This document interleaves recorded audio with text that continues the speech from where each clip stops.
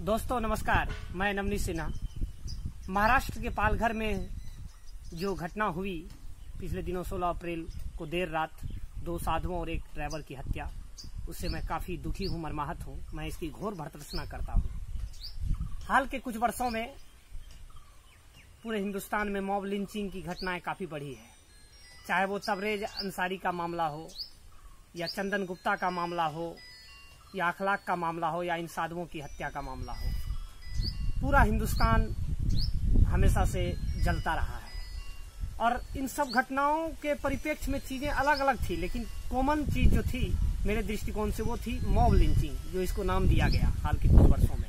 और mob lynching को भी अगर गहराई से जाके समझें तो इन घटनाओं में अफवाहें ज्यादा नजर आई। अफवाह के मद्देनजर ये सारी वारदातें हुई। और अब मैं हमेशा से कहता हूं कि भारत में अफवाहों का बाजार हमेशा से गर्म रहता है, और इतना गर्म कि आप देख सकते हैं उसके चपेट में पूरा हिंदुस्तान चला आता है। और उसको हवा देने का काम हमारे हिंदुस्तान के युवा लोग करते हैं, खास करके। और किसी खास विशेष वर्ग के दलीय प्रभुत्व को से जुड़े हुए लोग उसको युवा वर्ग में फैलाते हैं, और चाहे उसको मीम बनाकर चाहे उसको धर्म से जोड़ करके रख देते हैं। और आज इसको जो साधुओं की हत्या का जो मामला है, इसको लोग एक कम्युनल राइट्स का एक नाम दे रहे हैं कि यह सांप्रदायिक है। और जैसे कि अखलाक में भी हुआ, तबरेज में हुआ, सब में कम्युनल। जब मुसलमान में कोई मुसलमान अगर मरता है, मारा जाता है, उसको भीड़ मारती है, तो उसको मुसलमान लोग अपने धर्म से रिलेट कर देते हैं। और हिंदुओं की यहाँ कुछ भी कोई हत्या, चंद्र गुप्ता हो या ये साधुओं की हत्या, उसको हिंदू अपने से जोड़ देते हैं। ये पूरा हिंदुस्तान में यही बकवास चलता रहा है हमेशा से, जिसके कारण से हिंदू और मुसलमानों के बीच इतनी दरार और खाई पैदा हो गई।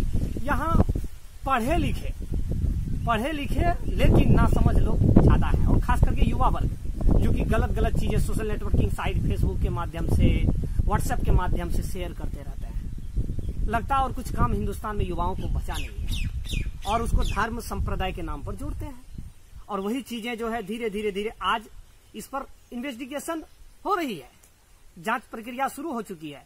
उद्धव ठाकरे वहां के मुख्यमंत्री महाराष्ट्र के, उन्होंने भी कहा कि इनको एक कम्युनल नाम नहीं देना चाहिए, लेकिन फिर भी लोग समझ नहीं रहे।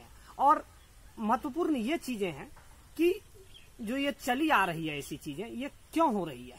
जब युवा पढ़े लिखे हैं तो क्यों इतने धार्मिक उन्मादी के टाइप सोचते हैं। और लोग जो वहां घटना किए हैं उनमें आप पढ़ें, चूंकि ये पालघर मॉब लिंचिंग जो है, ये इस रूप में आ गया कि नेशन वाइड मामला हो गया, और विकिपीडिया पर इसका एक पेज बन गया। और मैं उसमें पढ़ा कल कि इसमें जो गिरफ्तार किए गए 100 से अधिक लोग, वो हिंदू हैं। आप समझ सकते हैं कि लोग किस ढंग से इसको कम्युनल नाम दे रहे हैं, जो भी हिंदू तबके के लोग हैं। और इसमें इन लोगों को समझना चाहिए कि राजनीति में जो नेता लोग होते हैं, उनका एक सिस्टम इसमें काम करता है कि उनको तो अपना एक सिक्का जमाना है, उनको अपनी रोटी सेकनी है, और वो युवाओं का हेल्प लेते हैं, और व्हाट्सएप पर, फेसबुक पर चीजें चलने लग जाती है। जब जांच प्रक्रिया चल रही है, उसको क्राइम ब्रांच को दिया गया है, वो चीजें चलेंगी, जांच प्रक्रिया चलेंगी, जो उभर कर आएंगी। वहां 2 पुलिसकर्मी को भी सस्पेंड किया गया, तो इसको कम्युनल रूप बिल्कुल नहीं देना चाहिए।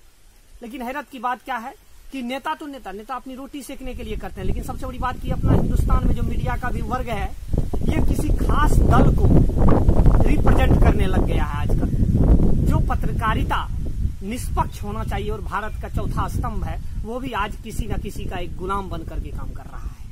ये चीजें भी दुखद है। इसके बारे में बाद में भी बात होगी अगले वीडियो में। लेकिन यहाँ समझने की बात है कि ये जो कम्युनल चीजें फैल रही है, ये नहीं होना चाहिए। लोग को थोड़ी सी समझ हो। मैं कहता हूं कि धर्म को मानना, उस पर चलना अच्छी बात है, लेकिन उन्मादी नहीं होना चाहिए। धर्म को तर्कपूर्ण नजरिए से देखें, जो भगत सिंह भी कहते थे। लेकिन आज के युवाओं में ये चीज नदारद है, और वो चीजें फैल रही है, इस ढंग की चीजें। और उसी का नतीजा है कि हिंदुस्तान हमेशा से जलता रहा है और जल रहा है। चीजें इतनी भयावह हो गई है जिसका वर्णन नहीं किया जा सकता है। और आप अभी जो है कोरोना वायरस का लॉकडाउन है, वहां सवाल आएंगे, कई सवाल आएंगे उस जांच में कि वहां लॉकडाउन होने के बावजूद सैकड़ों की भीड़ कहां से आई लाठी डंडे के साथ। क्या साजिश तो नहीं थी? क्योंकि वहां ये भी है, सुनने में मैंने देखा कि महाराष्ट्र का एक सीपीआई जो एमएलए है, वो वहीं से बिलोंग करता है, और वो ट्राइब एरिया है। मुझे न्यूज में ये भी पता चला कि जो है वो ट्राइब एरिया है, वहां धर्म परिवर्तन भी पिछले दिनों हो रहे थे। और दूसरी बात, बच्चा चोर होने की घटना ये थी, क्योंकि बगल में दादर और नागर हवेली पड़ता है जो कि संघ शासित प्रदेश है, वहां से वो लोग वापस लौटा दिए गए थे साधु, उनको वहां भीड़ ने पीट कर मारा। तो लाठी डंडे से इतने लोग कहां से आए, ये सब अलग जांच का विषय है। लेकिन हम लोगों को इस पर यह होना चाहिए कि तर्कपूर्ण समझ होनी चाहिए, इसको एक जो है धार्मिक रूप नहीं देना चाहिए हिंदू या मुसलमान की शक्ल। और भारत में जिस दिन तक ये हिंदू मुसलमान होता रहेगा उस दिन भारत डीपली नीचे नीचे नीचे चला जाएगा। भारत विश्व गुरु की जो एक मानसिकता के साथ अपने आप को देखता रहा है, स्वामी विवेकानंदा की धरती है, वो चीजें खत्म हो जाएंगी। सर्वधर्म संभव मिट सा जाएगा, और मिट भी गया है। दो दोस्त जब धर्म की बात आती है तो फेसबुक पर लड़ते हैं, वही लड़ाई रोड पर आ जाती है।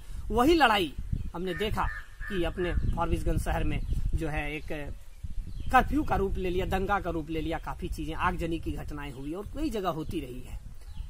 और वहां पर जो चीजें हुई वो चीजें वहां महाराष्ट्र में 2 साल पहले भी हुई है।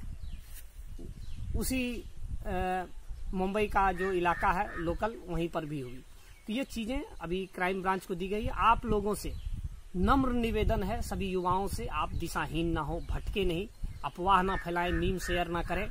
आज मैंने देखा पिछले दिनों राम रावण को हाथ मिलाकर दिया गया है, मिलते हुए दिखाया गया है कि हाँ इस ढंग से अब चलेगा। तो लोग क्या क्या चीजें कर रही है, लोग क्या क्या चीजें कर रहे हैं। तो ये सब चीजें बहुत ज्यादा तौर पर जो है फैली हुई है। इन सब चीजों को रोकना हम युवाओं का एक नैतिक कर्तव्य है। हिंदुस्तान को आगे कर्तव्य पथ पर ले जाना होगा तो हम लोगों को मिलकर काम करना होगा। और यहाँ हिंदू मुसलमान सिख ईसाई ये जो खाई बटी हुई इसको पूर्ण रूप से खत्म करना होगा। और जो पालघर की घटना है उस पर जो है जांच बैठ गई है, जांच होने वाली है। इस पर राजनीति नहीं करनी है। राजनीति करना उन नेताओं की काम है, लेकिन उन नेताओं के चक्कर में हम लोगों को नहीं फंसना है, हम लोगों को सही ट्रैक पर जाना है। बस इतना ही कहूंगा। धन्यवाद। जय हिंद।